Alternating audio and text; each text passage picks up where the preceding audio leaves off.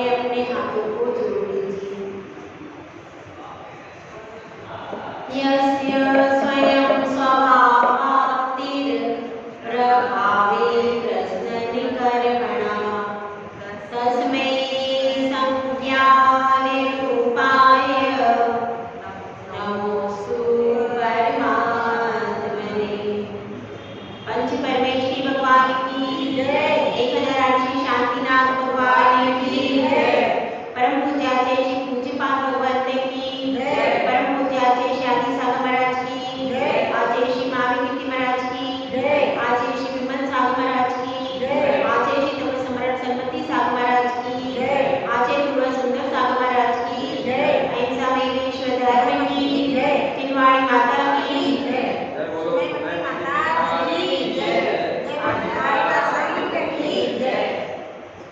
परिवर्तन प्रकृति का नियम है।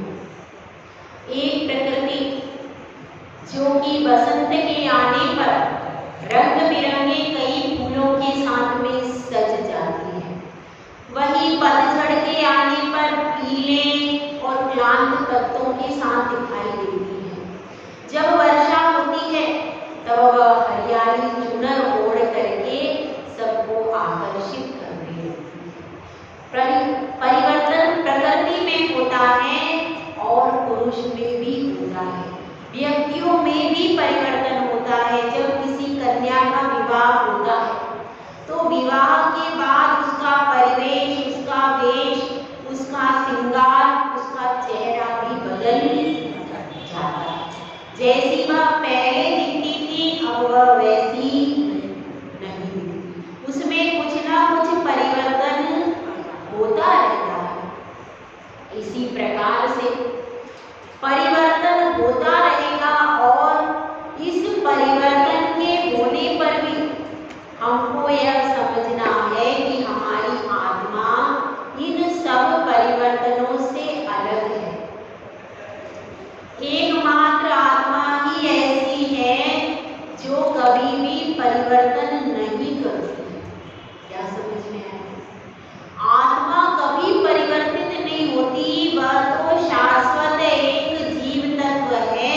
उसका ज्ञान दर्शन कभी चेंज नहीं होता। उसमें जो अनंत गुण हैं वे सत्ता में वैसे के वैसे रहते हैं, उनमें कोई परिवर्तन नहीं। हर जीव की विभाव परिणतियों में ही परिवर्तन आता है। स्वभाव परिणति में कभी परिवर्तन नहीं आ सकता। इसीलिए विभाव को तजो और स्वभाव को भजो।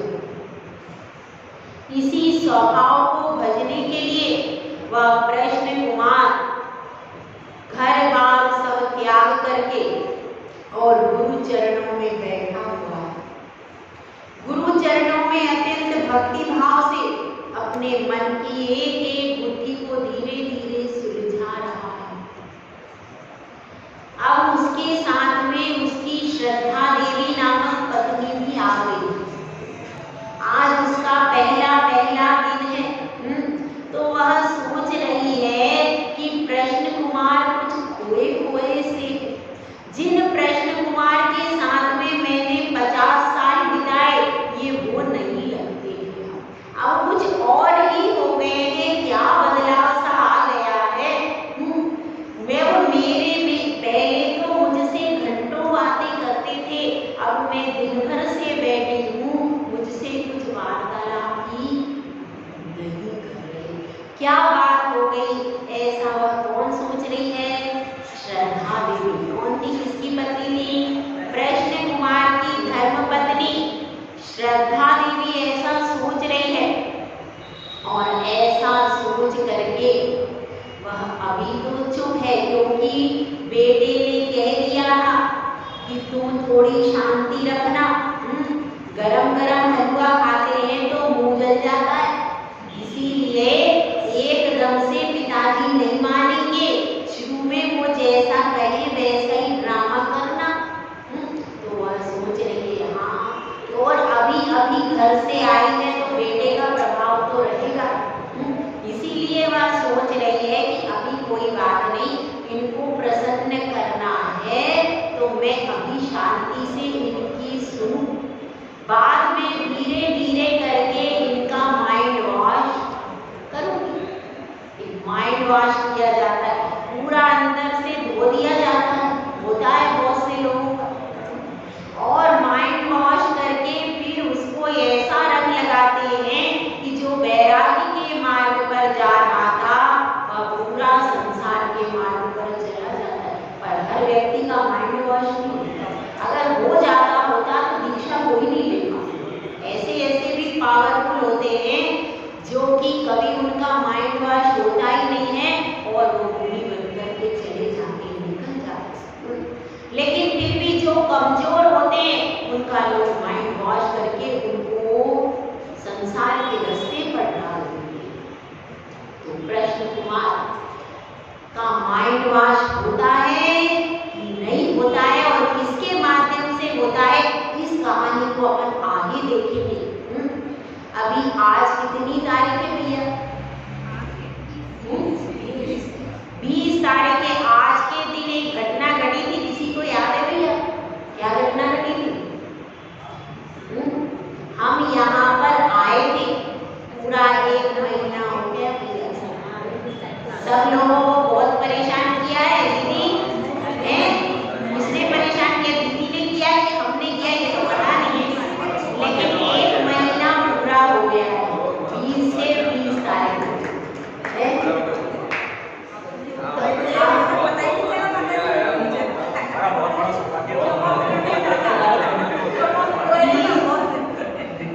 एक महीना पूरा हो गया है और हमारी 40वीं गाथा चल रही है, 40वां श्लोक चल रहा है। दीदी के कितने बचे हैं? दीदी का भी मिडिल से ऊपर हो गया है। सामयिक पाठ में 20 हो गए, 20 हो गए हैं, इधर 40 हो गए, उधर 20 हो गए। अब इसको धीरे धीरे से अपन इष्टोपदेश पूर्ण करेंगे और कृष्ण कुमार का भी वैराग्य बढ़ता जा रहा है। आपका बढ़े कि नहीं बढ़े? हमारा कृष्ण कुमार तो आगे आगे चल रहा है, हमारा कृष्ण कुमार आगे आगे हो रहा है। और अभी तो श्रद्धा देवी कन्फर्म नहीं, अभी तो वो सिर्फ ड्रामा कर रही है। अब ड्रामे में असली रंग आता है कि नहीं, इसको अपन सब देखते हैं। तो वह कृष्ण कुमार अपने स्थान पर आ गया है। भले ही श्रद्धा देवी समझ में आ गई है, लेकिन अभी उस पर रंग नहीं चढ़ा राग का। आज उस पर पहले कभी श्रद्धा दूर से आते थे, विदेश से आते थे, तो जैसे ही श्रद्धा देवी के पास आते थे तुरंत राग का रंग चढ़ने लगता था, लेकिन अभी रंग चढ़ ही नहीं रहा। यही तो परेशानी लग रही श्रद्धा देवी को कि ये तो बदले बदले मेरे सरकार नजर आते। मेरी सरकार कैसे हो गए? बदल गए। क्या बात है, क्या परिवर्तन इनमें हो गया, कुछ समझ में नहीं आ रहा है। और वह कृष्ण कुमार दिन भर उसने क्या किया? दिन भर बातें नहीं की, अपना स्वाध्याय किया। दिन भर से बैठकर वो प्रश्न ढूंढ रहा है, कौन सा प्रश्न पूछूं, कौन सा प्रश्न पूछूं। इस गाथा से मैचिंग किसकी बैठ रही? आप लोग कपड़ों में मैचिंग करते हो कि नहीं करते? कपड़ों में मैचिंग करते हो, भोजन में मैचिंग करते हो, हर चीज में, गाड़ी में मैचिंग करते हो, यहाँ तक कि चप्पल में भी मैचिंग होता है। और इसमें भी होगा, इसमें भी हर चीज में मैचिंग करते हो। लेकिन अब वह स्वाध्याय की धरा पर क्या कर रहा है? वह तो प्रश्नों की मैचिंग जमा रहा है कि इसके साथ में किसकी सेटिंग हो जाएगी और मेरा प्रश्न इंप्रेसिव होना चाहिए। अभी तक मैंने सभा में डंका बजाया, तो अब मेरा थोड़ा सा भी इफेक्टिव नहीं हुआ तो थोड़ा सा अच्छा नहीं लगेगा। इसलिए मेरा प्रश्न एकदम इफेक्टिव जाना चाहिए, एकदम। और आचार्य एक पल के लिए सोचे, हालांकि अभी तक उन्हें 1 मिनट को नहीं सोचा, यही मेरी समस्या। 1 मिनट को तो, 1 सेकंड को तो सोच लेते, लेकिन जब मेरा प्रश्न गया उधर उन्होंने श्लोक रचा। ऐसे महान ज्ञानी आचार्य हैं। तो फिर भी वह अपनी बॉल लेकर के तैयार हो गया है, अपने प्रश्न की बॉल लेकर के धीरे धीरे आचार्य के पास में आता है और हाथ जोड़ करके गुरुदेव से निवेदन करता है कि हे गुरुदेव, आपने बहुत सारी ज्ञानियों की बातें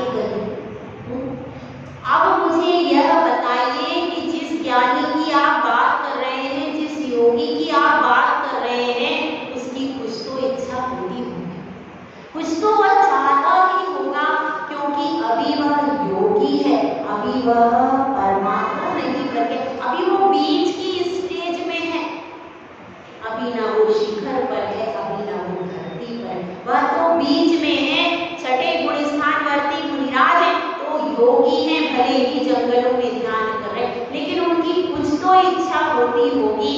और कभी कभी सम्यक ज्ञानियों की, सम्यक दृष्टियों की भी कुछ ना कुछ इच्छा होती होगी। तो कैसी उन सम्यक ज्ञानियों की इच्छा होती है, कैसी उन योगियों की इच्छा होती है? इच्छा होती है कि नहीं होती। इस बात को स्पष्ट करके बता दीजिए। गुरुदेव एक सुंदर श्लोक के माध्यम से समाधान करते हैं। इच्छन्ते कास संवास निर्जनम जनितादरा निष्कार्य विशाल किंचित दुत्वा विस्मृतिहितम्। इसमें कहा गया है, क्या कहा गया है? इच्छन्ते एकांत संवासम, एकांत के वास को ही चाहता है। क्या चाहते हैं? एकांत में ही रहना चाहता है, जहां पर शोरगुल हो, कोलाहल हो, सब लोग जहां पर बैठे हुए हो, वहां पर रहना नहीं चाहता। कौन नहीं रहना चाहता? जो सम्यक दृष्टि है, जो योगी है। अब उसको एकांत में रहना अच्छा लगता है, सबके बीच में रहना अच्छा। जहां पर भीड़ भाड़ हो, जहां पर शोरगुल हो, वहां पर उसका आत्मा उससे दूर हो जाता है। और जैसे ही वो शोरगुल हटता है, वैसे उसकी आत्मा उसके करीब हो जाती है। तो उसकी प्रीति आत्मा से लगी है, उस चेतन आत्मा से लगी है। तो जैसे जैसे वह आत्मा के करीब आता है, वैसे वैसे उसको अच्छा लगता है। इसीलिए कहा है इच्छन्ते एकांत संवासम, उसको एकांत में रहना अच्छा लगता है। निर्जना, और जहां पर कोई भी व्यक्ति आता जाता नहीं, क्योंकि ध्यान करना है आत्मा का, तो सही प्लेस कौन सी है? एकांत प्लेस, जहां पर किसी का आवागमन न हो। ऐसी प्लेस पर बैठ करके ध्यान करना चाहिए। इसीलिए एकांत का कहा है। और निर्जना जनितादरा, इस स्थान पर वह क्या करता है? आदर करता है। एकांत स्थान का क्या करता है? एकांत स्थान का वह आदर करता है, जिसमें कोई भी जन का कोलाहल न हो, कोई शोरगुल नहीं हो, एकदम शांत निराकुल स्थान है। उस स्थान का वह क्या करता है? आदर करता है, उस स्थान का आदर करता है। और जहाँ कोई भीड़ हो, शोरगुल हो, तरह तरह से लोगों का आवागमन हो, उस स्थान का आदर नहीं। फिर देखिए, निज कार्य वशात किंचित दुत्वा विस्मृतिहितम्।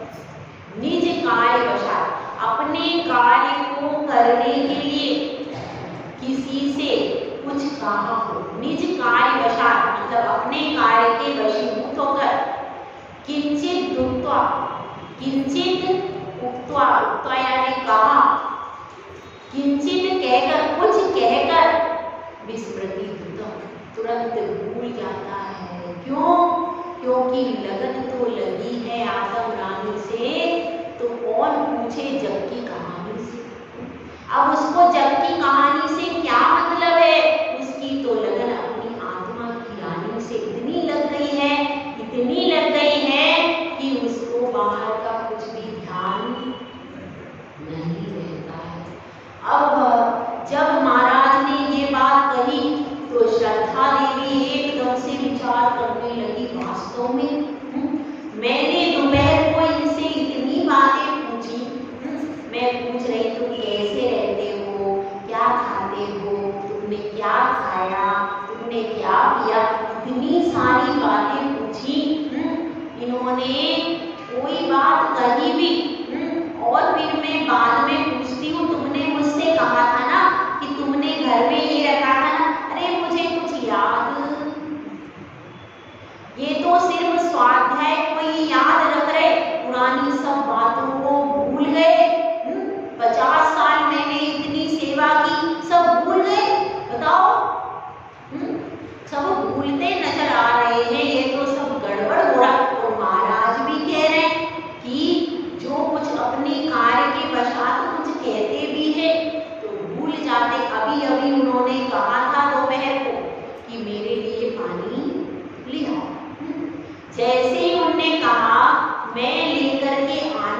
गई, लेकिन किसी कार्य से मुझे विलंब हो गया और मैं 15-20 मिनट के बाद, आधे घंटे के बाद में आई, तब फिर मुझे पश्चाताप हुआ, क्योंकि श्रद्धा देवी पति परायणा रानी थी।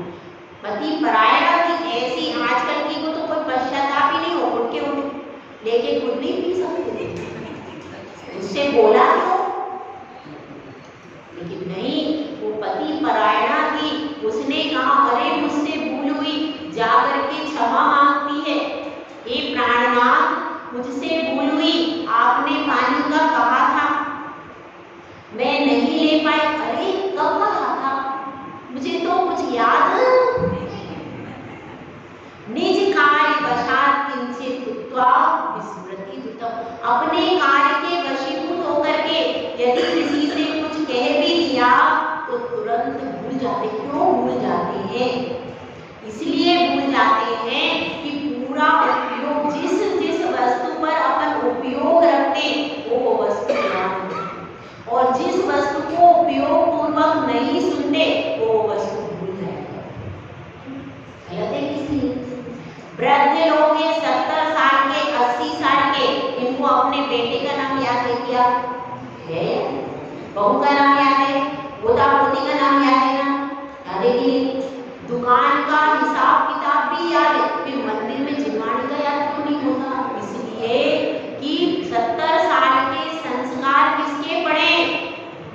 उसी धन कमाने के, पोता पोती के, बहू के, बेटे के, और इसमें नहीं लगा। कभी कभार एक पेज पढ़ लिया, अरे हमें तो कुछ याद ही नहीं होता। क्यों? तुमको हिसाब याद है ना, तुमको पत्नी का नाम याद है क्या?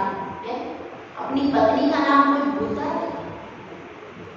अपनी माँ का नाम तो याद है, याद रहता है। 80 साल के व्यक्ति से पूछो, बता देगा उसकी माँ के नाम, उसके पिता के नाम, उसकी पत्नी का भी बता देगा, बेटे का भी। ये सब आपको याद है, लेकिन जिनवाणी में 7 तत्व होते हैं, 6 द्रव्य होते, उनके नाम याद क्यों?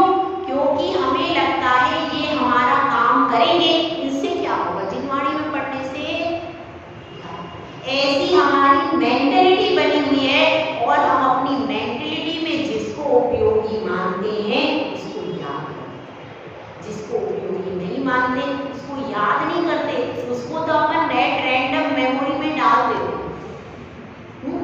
तो इसलिए हमें याद तो सब होता है, हर व्यक्ति का ज्ञान दर्शन वही रहता है, भले वो 70 में चला जाए चाहे 80 में चला जाए, लेकिन अब संस्कार इतने प्रगाढ़ बन चुके हैं, काय के? राग द्वेष के, निंदा के, चुगली के और धन कमाने के, इसलिए वह उपयोग जिनवाणी और पूजा में लगाता नहीं। यह किसकी रहितता है? यह उसी की दुष्टता। समझ लो, ये इसमें कमी ना जिनवाणी की है ना उपदेश की है। हम अपना उपयोग एकाग्रचित्त होकर उसमें नहीं लगाते, इसलिए याद नहीं होता। यदि उस अपने परिवार के नाम, परिवार का वर्णन पिछला हमको सारा याद है, इसका मतलब क्या है? हमारी याददाश्त एकदम सही। तो इसलिए यहाँ पर बात सोच रही है, कौन सोच रही है भैया? ये कौन सोच रहा है? श्रद्धा देवी। आप लोगों को नाम याद होगा। श्रद्धा देवी सोच रही है कि भाई इनकी तो बड़ी विचित्र बात हो गई, पहले मुझे 5 मिनट लेट हो जाती थी भोजन देने में तो पूरा घर उठा करके रख देते थे, सिर पे उठा लेते थे, कहाँ चली गई मेरा ध्यान नहीं रखती।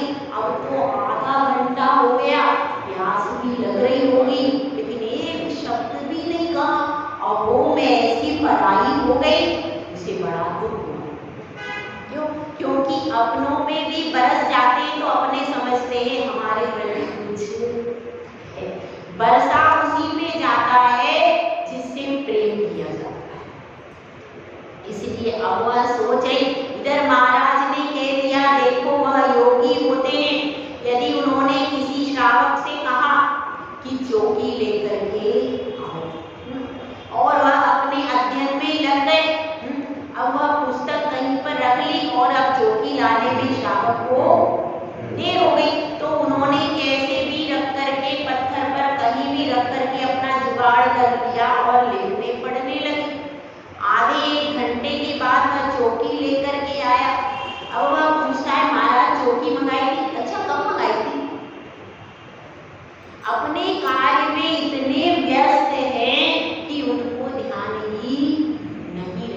संबंध में एक पंडित की कथा फिर भी सुना देती हूँ।